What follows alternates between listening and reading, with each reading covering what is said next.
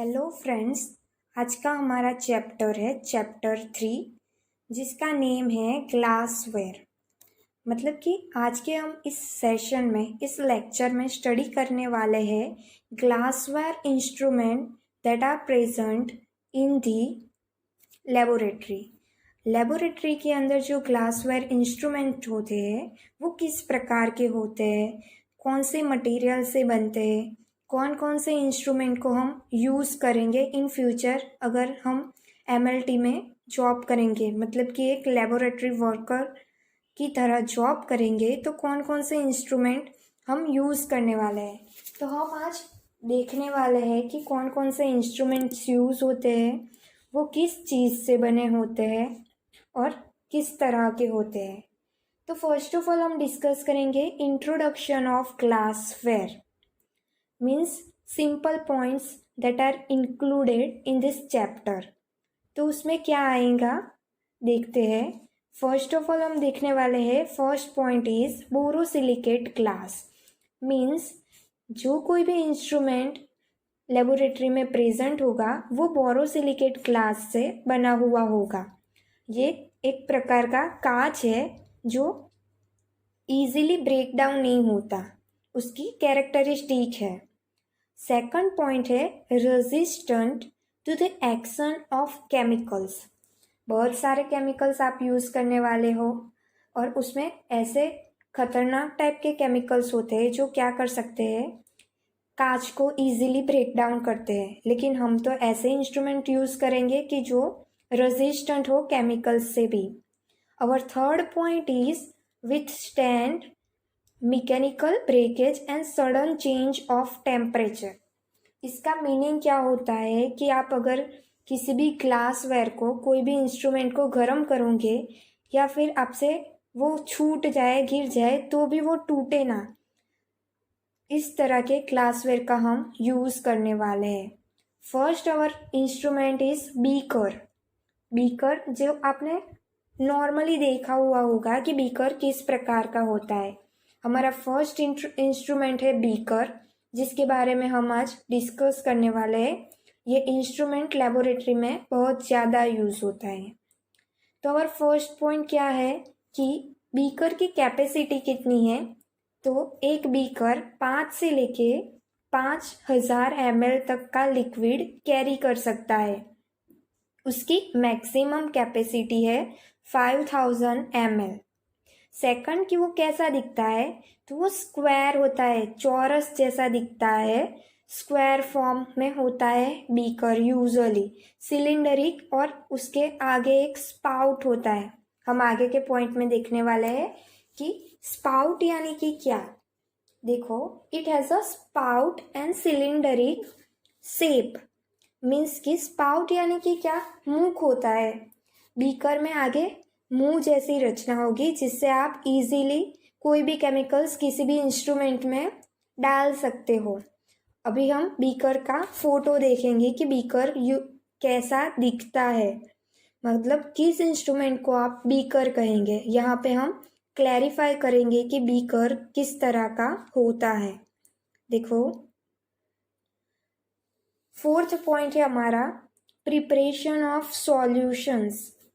अगर आपने किसी सॉल्यूशन को फॉर्मेट करना है, मतलब कि कोई केमिकल्स है जो दो केमिकल को मिक्स करने के बाद बनता है, तो उसके लिए हम बीकर का यूज़ करते हैं। बीकर का यूज़ यूजुअली केमिकल फॉर्मेशन के लिए होता है। ये जो फोटो आप देख रहे हैं इसी को ही हम बीकर कहते हैं। आगे आपको दिख रहा है जो नुकीला पोर्शन है बीकर का, उसी को हम स्पाउट कहते हैं। Second one is flask. Flask जो इंस्ट्रूमेंट है तो उसकी कैपेसिटी कितनी है, कैसा दिखता है, किस चीज़ को हम फ्लास्क कहेंगे। तो उसके टोटल 4 टाइप्स होते हैं। पहले हम जनरल पॉइंट्स डिस्कस करेंगे कि फ्लास्क की कैपेसिटी कितनी है। फ्लास्क की कैपेसिटी 25 से लेके 5000 ml है। उसमें फर्स्ट फ्लास्क है conical flask. According to their shape, उनके आकार और संरचना के कारण उनके अलग अलग टाइप्स होते हैं। फर्स्ट हमने देखा कॉनिकल फ्लास्क। सेकंड है फ्लैट बॉटम राउंड फ्लास्क। यानी कि ये जो फ्लास्क है वो राउंड शेप का होगा और बॉटम से कैसा होगा, फ्लैट होगा। वो इजीली आप नीचे रख सकते हैं, इजीली उसको होल्ड कर सकते हैं। थर्ड है राउंड बॉटम फ्लास्क, ये पूरा सर्कल शेप का होगा। अभी हम पिक्चर देखे और भी क्लैरिफाई करेंगे कि कौन से फ्लास्क को क्या कहते हैं। पूरा राउंड शेप होगा, आप उसको टेम्परेचर में हीट कर सकते हैं। लंबी सी नेक होती है राउंड बॉटम फ्लास्क की, जिसे आप होल्ड कर सकते हैं, पकड़ सकते हैं। और फोर्थ टाइप है वॉल्यूमेट्रिक फ्लास्क। वॉल्यूमेट्रिक फ्लास्क पियर शेप का होता है, जो आपने नाशपाती देखी होगी उस प्रकार का उसका शेप होता है, लंबी गर्दन होती है, नेक होती है। ये फर्स्ट टाइप है कॉनिकल फ्लास्क। ध्यान से देखिए, इसको कॉनिकल फ्लास्क हम कहते हैं। ट्रायंगुलर शेप में होता है। लास्ट में जो दिख रहा है उसी को हम वॉल्यूमेट्रिक फ्लास्क कहते हैं। डिफरेंस क्लियर होना चाहिए कॉनिकल फ्लास्क और वॉल्यूमेट्रिक फ्लास्क में। जैसे कि वॉल्यूमेट्रिक फ्लास्क की गर्दन नुकीली है और लंबी है। थर्ड है राउंड बॉटम फ्लास्क, जो पूरा राउंड होता है, ब्लू लिक्विड वाला। और फोर्थ है फ्लैट बॉटम राउंड फ्लास्क, जैसे हमने फर्स्ट, सेकंड, थर्ड, फोर्थ पढ़ा। नाउ अब हम देखने वाले हैं measuring cylinder. Our next article is measuring cylinder. जैसे कि उसका नेम है उसी तरह का उसका गुणधर्म है। मीन्स कि हम इसका यूज़ सॉल्यूशन को मेज़रमेंट करने के लिए यूज़ करते हैं। उसकी कैरिंग कैपेसिटी है 10 to 2000 ml जितना सॉल्यूशन हम उसके अंदर कैरिंग कर सकते हैं, ले सकते हैं। और हालांकि वो थोड़ा वाइड होता है, मीन्स कि आप तस्वीर में देख सकोगे कि मेजरिंग सिलेंडर किस प्रकार का होता है। थोड़ा वाइड होने के कारण उसमें हम क्वांटिटी, जो कोई भी सॉल्यूशन यूज़ करेंगे वो एक्यूरेटली नहीं हो सकता है, उसमें थोड़ी एरर्स होना स्वाभाविक है। ठीक है, ये हमारा मेजरिंग सिलेंडर है। देखिए तस्वीर में साफ साफ दिख रहा है।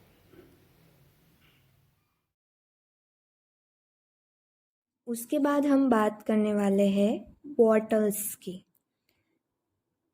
बॉटल्स यानी कि different kind of bottles present होती है लेबोरेटरी में। जैसे कि रीएजेंट बॉटल है, स्क्रू कैप बॉटल्स है, ड्रॉप बॉटल्स है। और इन तीनों के बारे में हम 1 by 1 स्टडी करेंगे। फर्स्ट हमारी बॉटल है रीएजेंट बॉटल्स, जिसके अंदर हम रीएजेंट सॉल्यूशन रखते हैं। उसकी कैपेसिटी होती है 25 ml से लेके 5000 ml तक की। सिलेंडरिक शेप होता है उसका, नैरोएस्ट होती है, स्टॉपर होता है, मतलब कि ऊपर जो ढक्कन होता है वो स्टॉपर टाइप का होता है। अंबर कलर की होती है, यानी कि डार्क कलर की, जिसके अंदर हम लाइट सेंसिटिव सॉल्यूशंस रखते हैं। उसके बाद आता है screw cap bottles. As per their name suggest, उसके नाम के अनुसार स्क्रू कैप बॉटल्स यानी कि जिसकी जो ऊपर ढक्कन हम बोलते हैं वो कैसा होता है, स्क्रू टाइप का होता है, जिसी को हम स्क्रू कैप बॉटल्स कहते हैं। उसकी कैपेसिटी होती है 5 ml से लेके 1 लीटर तक की होती है।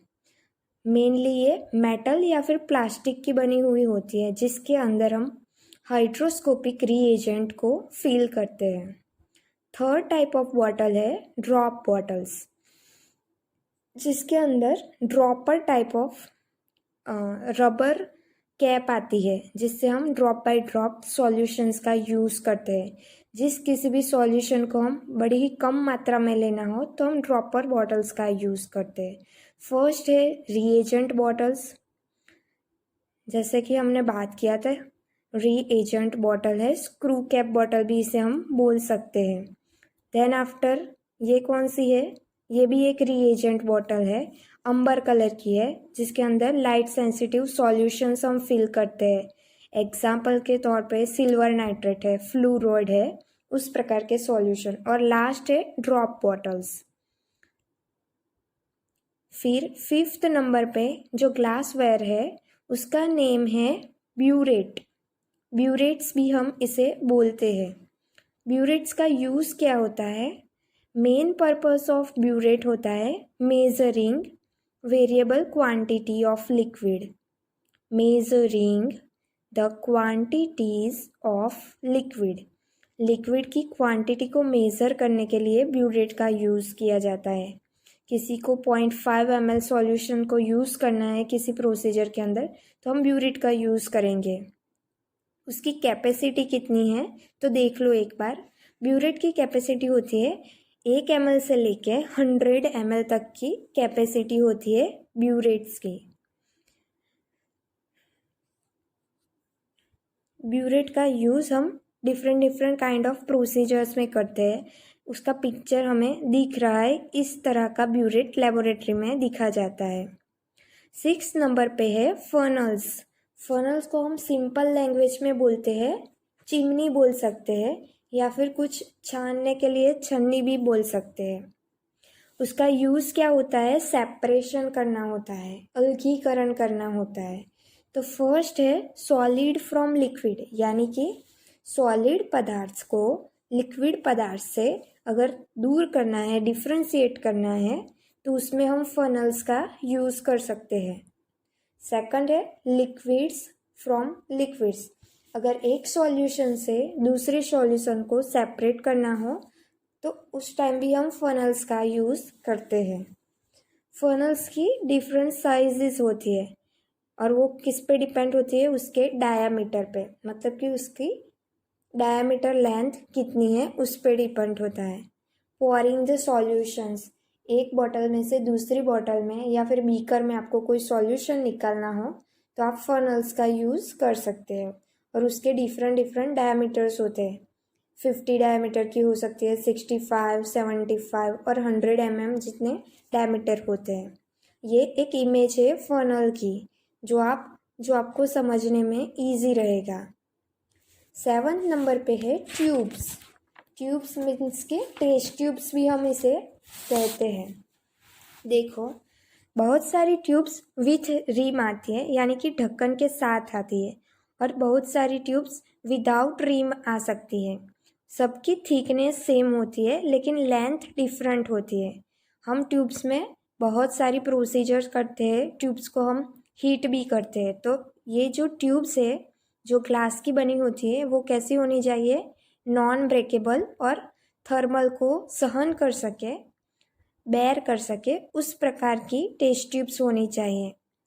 टेस्ट ट्यूब्स में क्या होता है कि हम टेस्ट ट्यूब को टेस्ट ट्यूब होल्डर से कैच करते हैं, पकड़ते हैं, उसके बाद उसमें प्रोसीजर्स करते हैं और उसके डायमीटर और लेंथ के हिसाब से प्रोसीजर किया जाता है।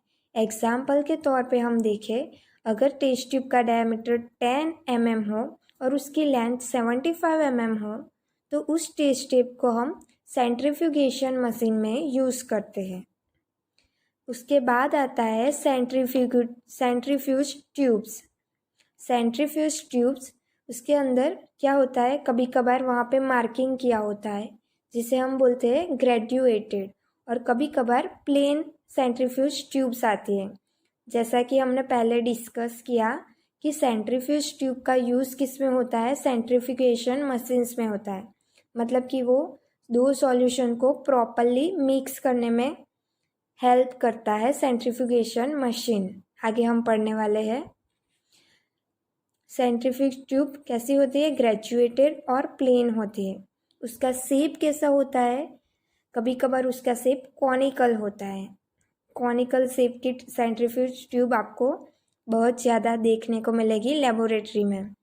उसका डायमीटर और साइज होती है 75 बाई 120 mm,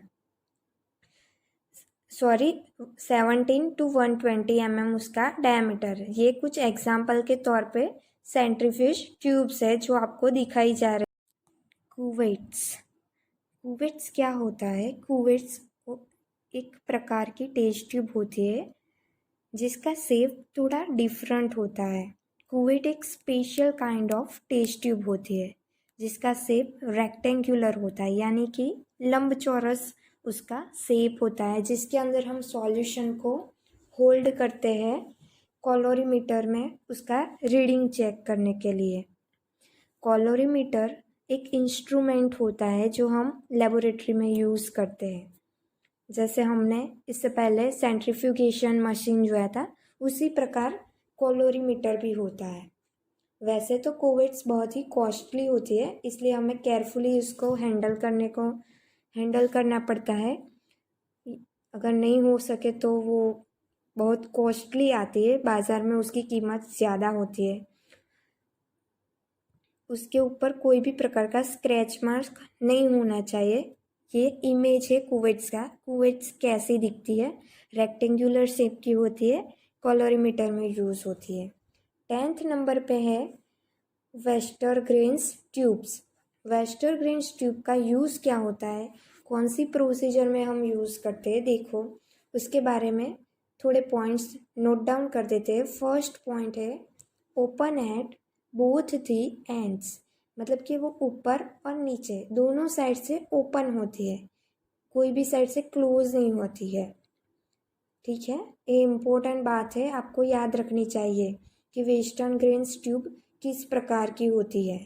सेकंड है उसकी लेंथ कितनी होती है, तो वेस्टरग्रेन्स ट्यूब की लेंथ होती है 30 सेंटीमीटर से लेके, यानी कि 30 सेंटीमीटर या फिर उसी को आप 300 भी बोल सकते हो, जिसका यूज़ हम डिफरेंट काइंड ऑफ प्रोसीजर्स में करते हैं। आगे हम पढ़ने वाले हैं वो प्रोसीजर्स। और उसके ऊपर ग्रेजुएशन मतलब कि मार्क कहाँ तक किया गया होता है, 200 तक उस पर मार्क किया गया होता है।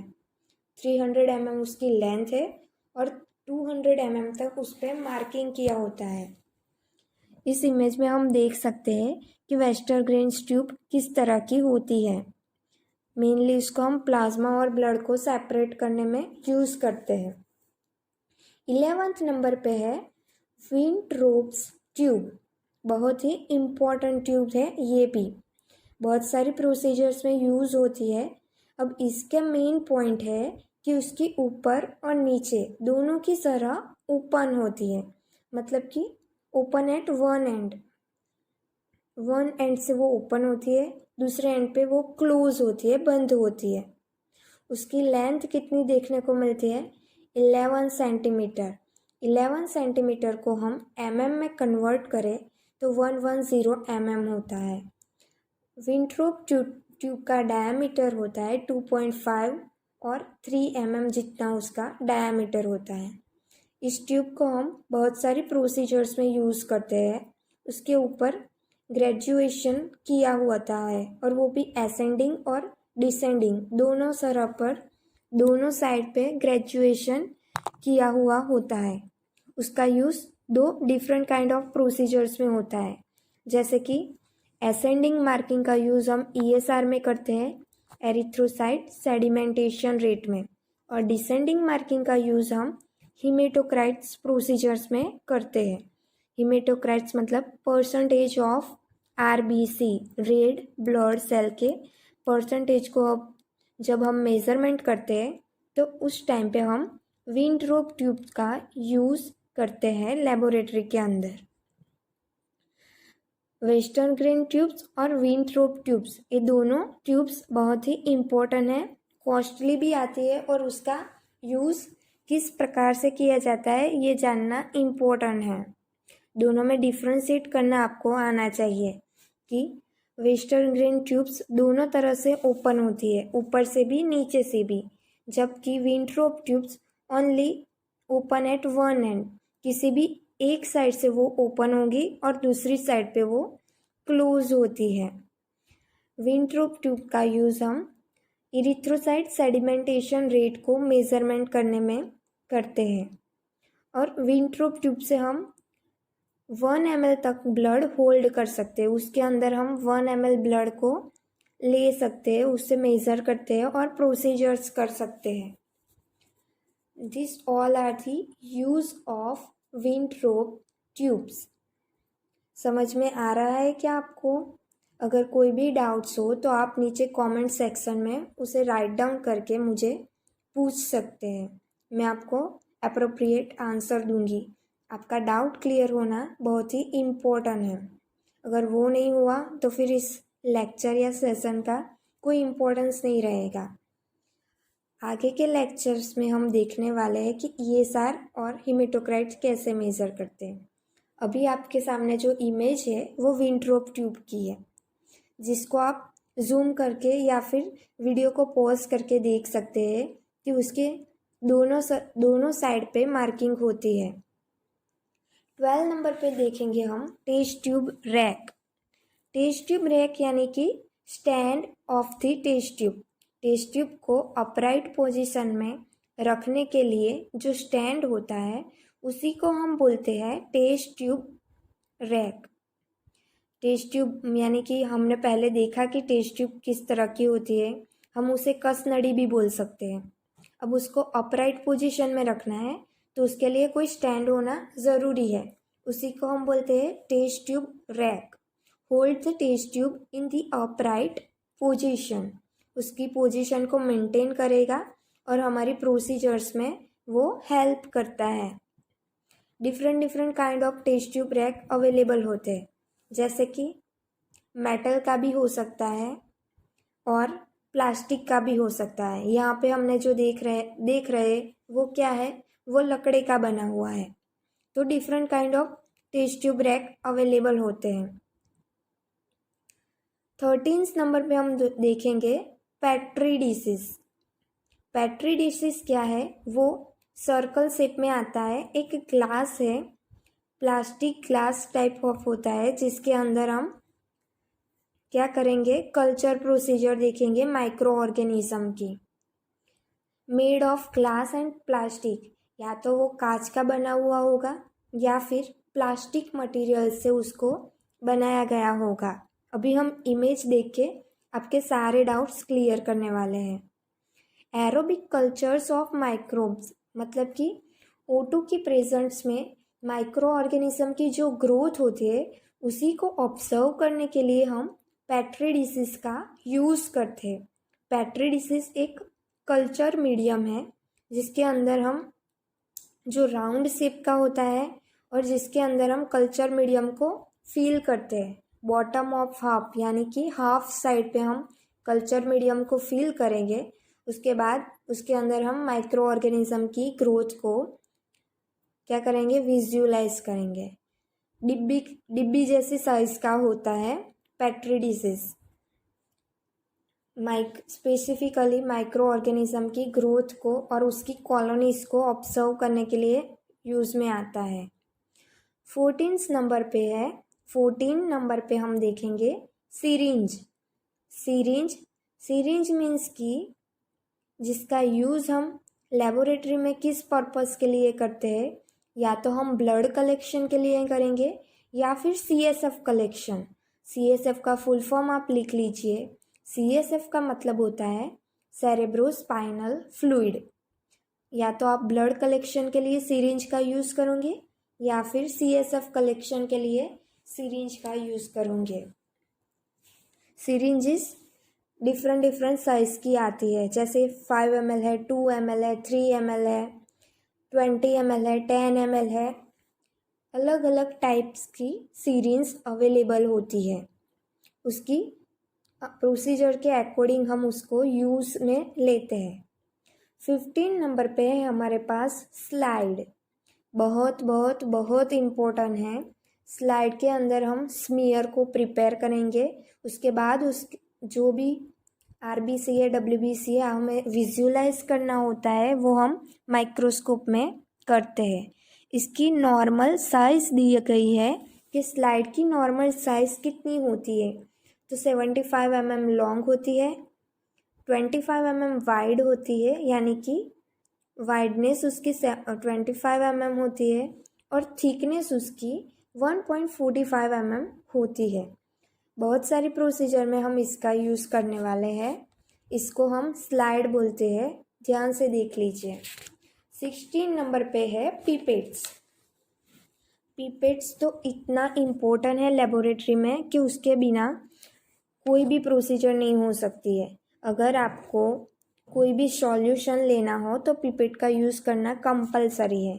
2 टाइप्स ऑफ पिपेट आता है, ग्रेजुएटेड पिपेट जिसके अंदर मार्किंग की गई होगी, यानी कि उसके अंदर लिखा गया होगा कि 1 2 3 4 इस तरह से मार्किंग की गई होगी, उसी को हम ग्रेजुएटेड पिपेट कहते हैं। उसकी कैपेसिटी कितनी होती है, 0.1 ml से लेके 10 ml होल्ड करने की कैपेसिटी होती है ग्रेजुएटेड पिपेट की। वो ड्यूरेबल होता है, केमिकल अटैक और नॉर्मल वॉशिंग के लिए अवेलेबल होता है। मीन्स उसके अंदर हम किसी भी प्रकार का केमिकल्स ले सकते हैं। ग्रेजुएटेड पिपेट्स के भी 2 टाइप्स होते हैं, उसमें से फर्स्ट टाइप है सीरोलॉजिकल पिपेट। उसके नाम से पता चलता है कि सीरोलॉजिकल पिपेट का यूज़ हम सीरोलॉजिकल प्रोसीजर्स में करेंगे। जैसे कि सीरोलॉजिकल प्रोसीजर्स कौन सी है, HIV, हिपेटाइटिस, ये सारी प्रोसीजर में हम सीरोलॉजिकल पिपेट का यूज़ करेंगे। और दूसरा पिपेट है मोहार पिपेट। मोहार पिपेट क्या होता है, उसके अंदर जो मार्किंग होती है वो टिप से एबोव होती है, टिप के ऊपर होती है। अगर टिप टूट भी जाए तो भी हमारे पास मार्किंग लेवल अवेलेबल होगा, ये उसका बेनिफिट है। और सेकंड टाइप है वॉल्यूमेट्रिक पिपेट। वॉल्यूमेट्रिक पिपेट जो नॉन ग्रेजुएटेड पिपेट है, जिसके अंदर कोई भी प्रकार की मार्किंग नहीं की गई होगी। देखो ये 2 ग्रेजुएटेड एंड वॉल्यूमेट्रिक पिपेट की डायग्राम है, जिसके द्वारा आप समझ सकते हो कि कैसे होते हैं पिपेट। 17 नंबर पे लास्ट है हमारा पास्चर पिपेट। पास्चर पिपेट, अब ये पास्चर पिपेट क्या है, तो सेम ये ड्रॉपर की जैसा दिखता है, देख लीजिए, इसी को हम बोलते हैं पास्चर पिपेट। लेबोरेटरी में इसे बनाया भी जा सकता है, आप इसको बना सकते हैं, या फिर आपके पास अवेलेबल है तो आप इसका यूज़ कर सकते हैं डिफरेंट काइंड ऑफ प्रोसीजर्स में। जो भी ग्लास ट्यूब हमारे पास होती है, ग्लास टेस्ट ट्यूब से हम पास्चर पिपेट को प्रिपेयर कर सकते हैं। और इसका यूज़ किस में होता है, सीरम या फिर प्लाज्मा और RBC को डिफ्रेंशिएट करने के लिए हम पास्चर पिपेट का यूज़ करते हैं। स्पेसिमेंट्स लाइक यूरिन है उसको कलेक्ट करने में भी। Thank you. अगर आपको वीडियो अच्छा लगे तो शेयर, लाइक और सब्सक्राइब करना ना भूलें। और कोई भी डाउट हो तो रिवाइज करके फिर से देख लीजिए।